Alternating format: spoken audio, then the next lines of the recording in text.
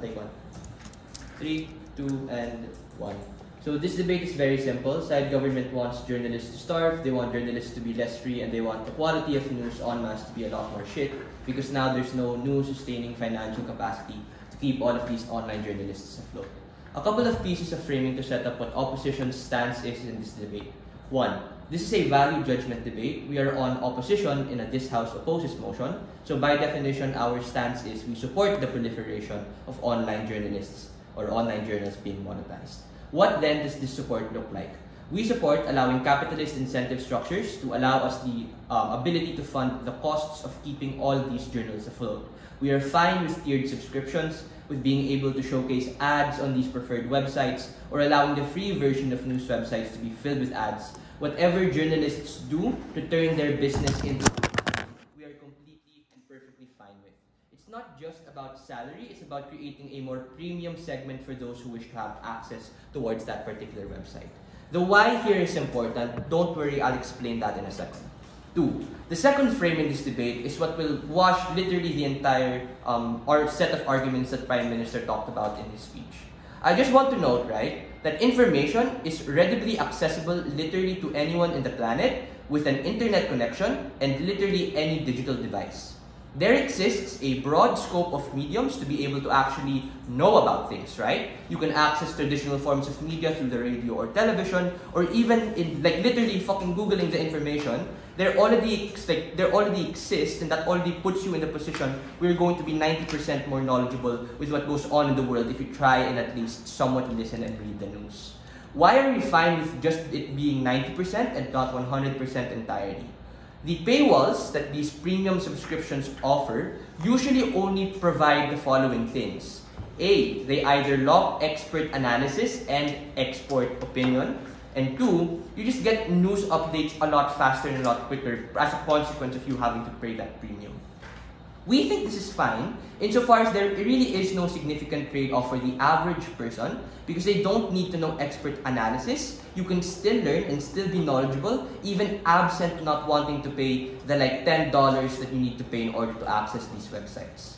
3, the last piece of framing I want to put forth is that being a journalist is really expensive and the costs add up quick.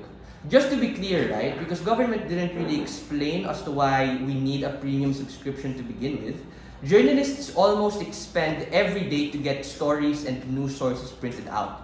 This includes and is not limited to A, being allowed to travel to different locations across the world.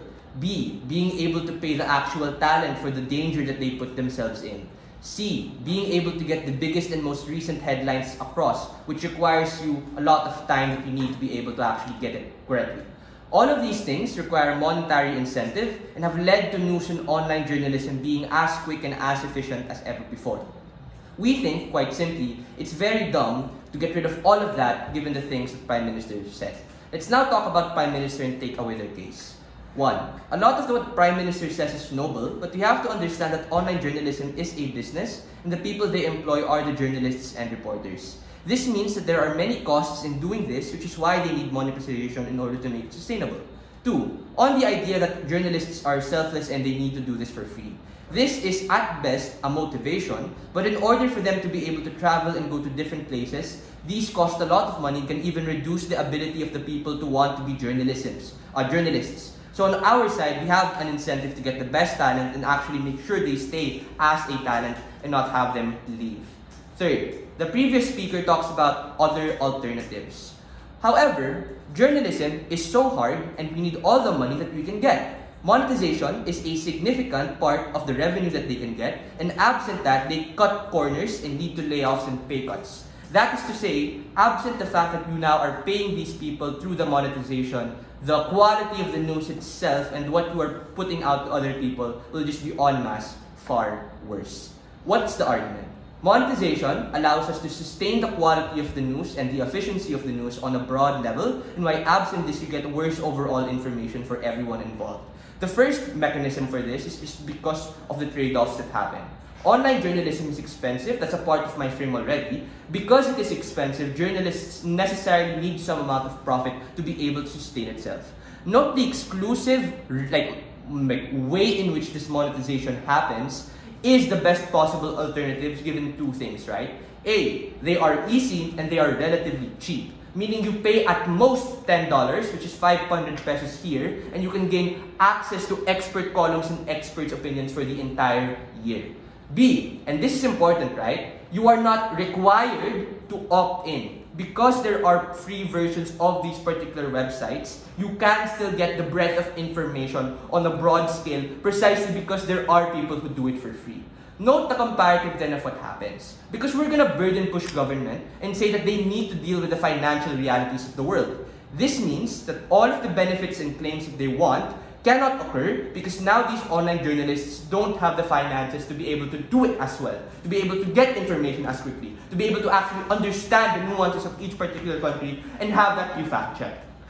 The second mechanism this is true is because government cannot subsume all of the major functions that the news currently does. That's the comparative trade-off that they have to deal with. Note the importance of financing, because financing is what allows the New York Times to be able to be as quick as they can with the current events in the world. Financing is what allows better fact-checkers and better fetters to be made in order to get quality check the access to information that you guys have. What are the impacts of this case? A, each particular segment is catered to. If you are an average person and you don't need expert analysis, these news websites can still offer you the best possible premium as a consequence of some information or most information being free. But hey, if you do really want that expert analysis and expert opinion, then you can pay the fee and it's totally okay for you, right? You get broader and more in-depth analysis of the current goings on in the world, which the average person doesn't necessarily need, and you can have all of the perks associated with becoming a financing.